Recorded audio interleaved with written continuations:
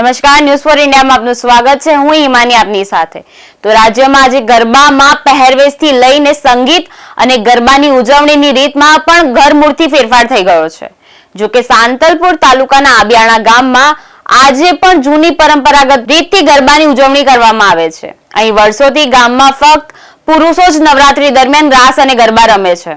અહીંયા સ્ત્રીઓ ગરબા નથી રમતી। સાથે જ આ ગામમાં દશેરાના દિવસે પુરુષો સ્ત્રીના પહેરવેશમાં માતાજીના ચોકમાં ગરબે રમતા જોવા મળે છે। મહિલાઓ અહીં ફક્ત ગરબા નિહાળી શકે છે પણ રમી શકતી નથી। અને ગામમાં માતાજીના નવલા નોરતાના દિવસોમાં લોકોના કામ પૂર્ણ થતા હોય તેવું આસ્થાનું પ્રતીક પણ માનવામાં આવે છે। તો નવરાત્રીની અનોખી ઉજવણી જોઈએ અમારા વિશેષ અહેવાલમાં।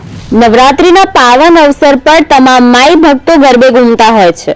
નવરાત્રીના પર્વમાં તમામ લોકો એટલે કે બાળકો, મહિલાઓ અને પુરુષો સાથે મળીને ગરબે ઘૂમતા હોય છે। પરંતુ સાંતલપુર તાલુકાના એક ગામમાં હજુ પણ વર્ષો જૂની એક પરંપરા અનુસાર માત્ર પુરુષો જ ગરબા રાસ રમતા હોય છે।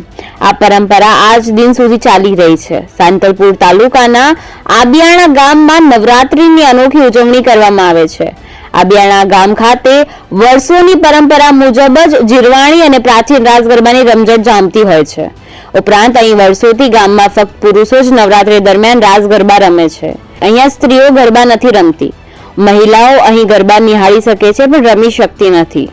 માતાજીના સાનિધ્યમાં ચાચર ચોકમાં નવરાત્રીના 9 દિવસ અહીંયા ગામના વડવાઓ દ્વારા જૂના અને પ્રાચીન રાસ ગરબા ગવાય છે। આ ગામમાં ક્યારેય કોઈ કલાકાર લાવવામાં આવ્યા નથી કે ડીજે દ્વારા કોઈ ગીત કે ગરબાનું આયોજન થતું નથી। અહીંયા ફક્ત ને ફક્ત જૂના અને પ્રાચીન ગરબાને મહત્વ આપવામાં આવે છે। સાથે જ ગામડાના વડવાઓ દ્વારા મુખેથી ગરબા ગવાય છે। ગામના સ્થાનિક રહીશો દ્વારા માતાજીની નિત્ય આરતી, પ્રસાદ તથા જીરવાણી અને પ્રાચીન રાસ ગરબાની રમઝટ જામે છે। રાસ ગરબાની રમઝટ જામે છે ત્યારે આજુબાજુના લોકો પણ અહીંયા મોટી સંખ્યામાં આ અનોખી નવરાત્રી મહોત્સવ જોવા ઉમટી પડે છે। ગામના લોકોની માન્યતા પ્રમાણે જે લોકોએ બાધા માનતા રાખી હોય એવા લોકોના માતાજી કામ કરે છે અને એ જ લોકો માતાજીની જાતર રમી પોતાની મનોકામના પણ પૂર્ણ કરે છે। આમ આ ગામમાં પ્રાચીનતા આજે પણ જળવાઈ રહી છે અને જિલ્લામાં એક નવી ઓળખ ઊભી કરતું આ ગામ છે। ઉપરાંત ગામના તમામ સમાજો વચ્ચે વર્ષો જૂની પરંપરા મુજબ આજે પણ ગામમાં માત્ર એક જ ચોકમાં નવરાત્રી પર્વની ઉજવણી કરવામાં આવે છે। ગામમાં આઠમના દિવસે એટલે કે 8મા નોરતે ગ્રામજનો દ્વારા ભવાઈ પણ કરવામાં આવે છે, જેમાં અનેક પાત્રો ભજવી માતાજીનો મહિમા વર્ણવવામાં આવે છે, જે પણ પૌરાણિક કથાઓ સાથે જોડાયેલી છે। આ ગામમાં દશેરાના દિવસે પુરુષો સ્ત્રીના પહેરવેશમાં માતાજીના ચોકમાં ગરબે રમતા જોવા મળે છે અને ગામમાં માતાજીના નવલા નોરતાના દિવસોમાં લોકોના કામ પૂર્ણ થતા હોય તેવું આસ્થાનું પ્રતીક પણ માનવામાં આવે છે। જૂની પરંપરા મુજબ અમારે અહીંયા ગરબા આજે પણ ગવાય છે અને રમાય છે।